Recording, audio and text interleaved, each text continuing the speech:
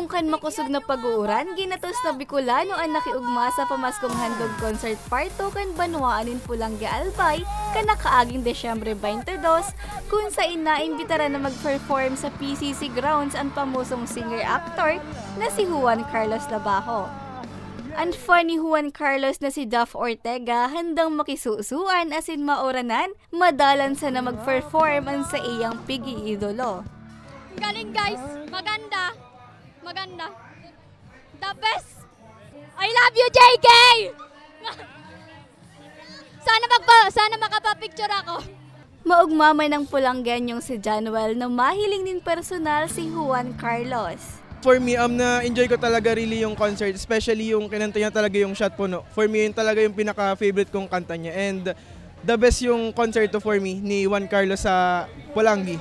And yun, thank you po kay Mayor Adrian Salceda and sa lahat na nag-anon tong concert.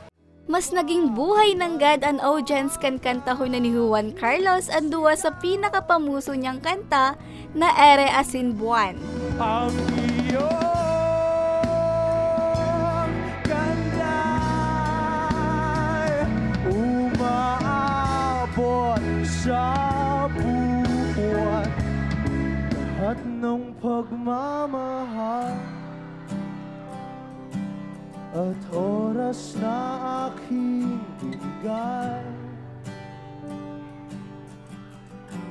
parang di mo pansin ang sama ko sa iyong paligid. Oh, di ba? Ano?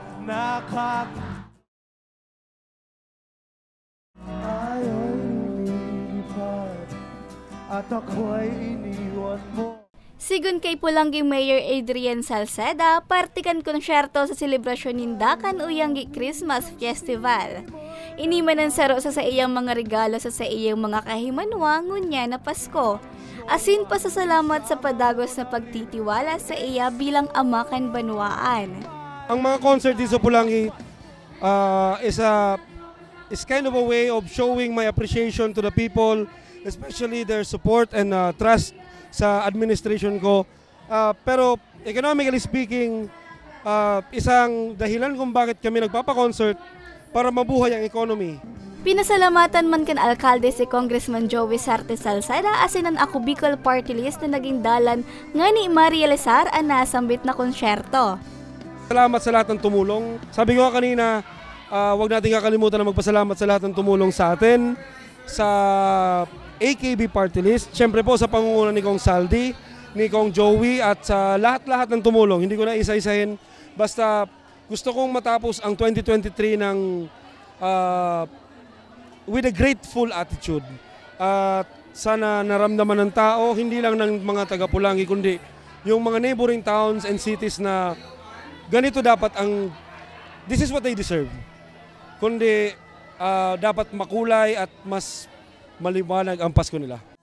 Mientras tanto, apwera kay Labajo, naimbitaran man na mag-perform ang dating vocalist kan bandang Imago na si Aya De Leon. Daimo nagpahuri ang local talents kan Bicol Siring kan Arim Vibes, Misty Ali, Myra Abila asin tayo. Para sa mga baratang tatak Bicol, Regine Bue.